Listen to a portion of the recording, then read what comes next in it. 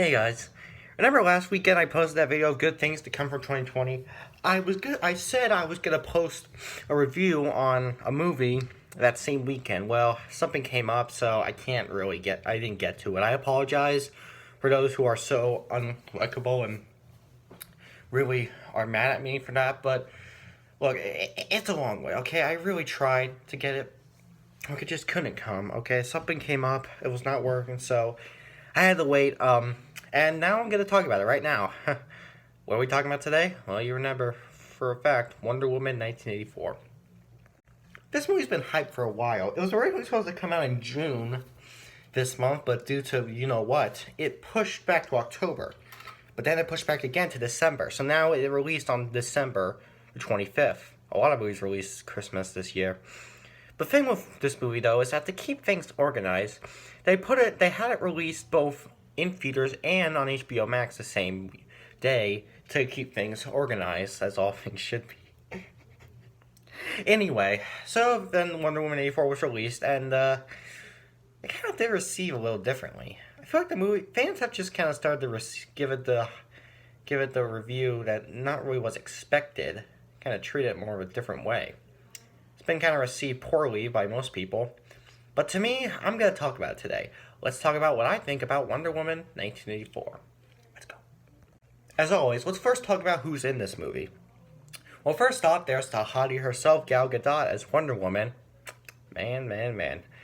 She is sexy as hell, if you remember. Remember my list I made in 2019, hottest female? I'm not going to bring that up. That's so cringy. Either way, Gal Gadot as Wonder Woman is still as hot and great as ever. See, remember my list of favorite female movie characters? She's number one? Well, she is. In the first Wonder Woman movie, she was pretty powerful. Is she powerful in this movie? I'd say the same. I mean, she is still working her own way. Like, she's more into the same style. It's just, she's in the 80s now. So now she has to deal with herself in the 80s, which isn't that hard because the 80s wasn't too hard to live in. At least for most people. Either way, she works the same way. It's she has a different suit to wear. Like, she still wears her classic suit, but then tries on something new. If you can see in some of the posters, she puts on something different to, keep things nice and classy. Make fighting crime cooler than per se. So anyway, yeah, Gal Gadot's Wonder Woman can still be hot because she still looks hot. She hasn't really grown any wrinkles. She's not a touch older. Like, she's not really that old anymore. She's still kind of the same age. I mean, she's grown a little bit, but still is perfectly hot. We'll have to wait a few years until she becomes more elderly-like. Anyone else in this movie? Well, there's Cheetah. Kristen Wiig is Cheetah. Kristen Wiig never appeared as Cheetah in any of the other DC movies in the past, so this is a first for her. Kristen Wiig as Cheetah is kind of a simple idea. I understand the idea. I actually kind of admit I like what they went with it. One thing about it, though, that kind of confuses me is I think I remember in the Wonder Woman series they had Cheetah confirmed as Wonder Woman's sister. Is that it? I might think wrong. I might think of another comic, but either way, they got her as Cheetah in this movie. She has nothing related to Wonder Woman for some reason. I guess they just had to change it up. And she's, of course, the villain of the movie. She's a cheetah. But a literal cheetah is weird. Is there anything that the previous year, 2019, has taught me is that cats on the big screen as humans just doesn't work, if you know what I'm talking about. You know what I'm talking about. Don't act like you don't. Now let's see who else in this movie. Well, remember Steve Trevor? The chick, the hot dude for the Wonder Woman series? Well, Chris Pine is back to play him. He's, of course, returned with Wonder Woman. They both have a huge relationship again. They're both still with each other. She helps Steve get used to the 80s in a good way, since they're most used to fighting crime in the World War II era, or World War I era, if you know what I mean. And so, that being said, they really did bring them back together, but in a more closer way. Because in the first movie, they were somewhat close, but still had their issues. In this movie, they're really close. Like, they really love each other. It's like this simple, fun couple that even the MCU doesn't go too far with. The thing about Wonder Woman 84 is that I feel like that romance with her and Steve is a little too much. Because again, the first movie, it was something small, kind of the basic and realistic, but in this movie, they really are something. Okay? So you know what? Just go ahead. Just make the DC Extended Universe a romance franchise now. How about the next DC Extended Universe movie to come out just be a whole romance movie? Go with that. Hell, do anything if you want. Just make every DC Extended Universe movie set in the 80s and have romance. I don't see a problem with that, do you? Of course you do. Any other characters I'll talk about?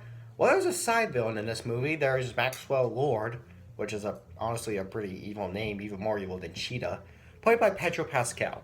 And yes, the same Pedro Pascal from The Mandalorian, if you're wondering. Yeah, he's in this movie. He plays some kind of a TV guy who actually seems to get a hold of one of Wonder Woman's properties and uses it in his own power. As he uses it to control the world and be as popular as ever, so he can control all of the earth and be the most powerful human being that the 80s could ever have. Or the most powerful human being in The Mandalorian. Either way, he's a villain in this movie. I don't know who's more evil, him or Cheetah. He gets more screen time as the villain, but Cheetah, come on, it's Cheetah. Like, seriously, she has claws, she's an animal type, it's friggin' Cheetah. So, in overall stands when it comes to the comics, both, I say Cheetah, but in this movie, they seem to treat Maxwell Lord a lot differently, so I guess I can go with that. Maxwell Lord's really fricked up. Perfectly, yeah. Now, who else is in this movie? Well, there's Hippolyta, played by Connie Nielsen, if you know what I mean. Robin Wright is in this movie, the same Robin Wright from The Princess Bride. Who plays Antiope. These characters are kind of random, and I kind of feel like that's kind of the case. But the thing is, that's it. That's all there is. Yeah, there's really no more characters to go. All the rest of the characters in this movie are side ones. They don't really mean much. They're just there. Really, that's it. Wonder Woman, Cheetah, Steve, and Maxwell are pretty much the main four. Everyone else is just background sides. Weird choice, but I guess I can go with it. It's nice that they're actually starting to spend less time focusing on our characters and actually continue with this idea. Fair enough, I guess. Fair enough. Alright, one thing for sure we gotta talk about, the action. How does the action work in this movie? It's freaking awesome. Do you not know what I wrote there? Alright. You know what I know. Yes, sirree, the DC Extended Universe knows what to keep the action up again. So Wonder Woman 84 powers it up with Wonder Woman's sexy superhero with a sexy lasso, the sexy guns. Wait, what? It has a lot of action, okay? We'll talk about the problem with the action when we get to the story, but I'll just talk about what I think about the action on a whole. Overall, I think it really is cool. It's certainly just as cool as the Extended Universe. I will admit, it's used in very random times. It came to... In the other DC movies, they build up to the action scenes, but in this movie, they just come out of nowhere. I feel like that's just what they do. Here's an action scene, you wanted it, it's a Wonder Woman movie, take it, boom, it's over, alright, let's continue the story. That's what they do. In the other movies, I guess you could say they do that, but they do kind of help build it up a little bit more, kind of make it more intense, more stylized. Here, randomly turns to an action scene. You're into the story, but then an action scene comes up. You're still into the story, then a random action scene comes up. You're still trying to get through it, then another action scene comes up. Just so many action scenes to enjoy, huh? Now, while there aren't as many action scenes as I expected, when there are action scenes, I can enjoy them. I'll admit, they are fun to watch. They can certainly bring up a good premise and certainly make for an interesting DC movie. But let's talk about the story. We're going to talk about the story right now, and when I talk about the story, it's going to explain a little bit more. Our story in this movie is simple enough. What's it about? Well, let's explain it by part. It's about Diana, as she must contend with a work collage and a businessman who apparently desire for extreme wealth, money, as they send the world down for a path of destruction. A very ancient artifact that grants wishes goes missing, and it's taken into, Maxwell's hands. Now, I know what you're thinking. A magic that grants wishes... What? I know what you're thinking. Is this a Disney movie? It could be a Disney movie. You never know. Maybe Wonder Woman's going to become a Disney character. Who knows? What else? I don't know. Despite the confusion, I'll admit, what? I'm sorry, but that could be something from the comic books. I won't say be too rough on the comics. They're comics. They're fun. But seriously? An artifact that grants wishes, granted by Wonder Woman? the Wonder Woman universe is a lot more immature than I thought. It's more, it seems to be something that your kid would think of, like something I would think of at my young age. Okay, at this age, I would think of something like Wonder Woman, the original Wonder Woman, but really? Wonder Woman Grant Witches? I don't get it. I'm sorry, but I don't get it. Where are they going with that? Like, are they really gonna go with that direction? It is seriously just gonna talk about this? That seems kind of random. In the first movie, it was about the power of war, handling the small D's and trying to stop the madness without interfering too much, or else you get killed. And that was actually something that we all were hyped for. Here, he's in the 80s as he has to stop a businessman who steals an artifact to use to grant wishes and other stuff. It's just a never-ending freaking story. What are we gonna be following on that? Why do we want to think of that? What do we want? We want action scenes, okay? That's what we want. We want a story about Wonder Woman in the 80s as more villains approach her, as she has to stop them, but Steve becomes a villain. No, why did I say villain? A hero too. He suits up, and they both stop crime together as the day is saved by Wonder Woman and Steve. Which, now I think about it, sounds a little more childish. Either way, it's cool. Now, okay. Look, I get what they're going with. I understand. They want to be as nice as possible. They want to make sure they're not too mature, because I think people have started to enjoy the DC Extended Universe again since their movies started becoming the more superhero type. As when they started, they were really dark and stupid. I'm talking, okay, you Batman versus Superman. You know what I'm talking about. But as they went on, they kind of started to act more lighthearted and actually feel like they should. But Wonder Woman 84 takes that a little too far, because they seem to kind of focus on the most wholesome details. Like, I want to see some action. I want to see a story that has to do with fighting crime. Kicking ass, chewing bubblegum. Wait, what?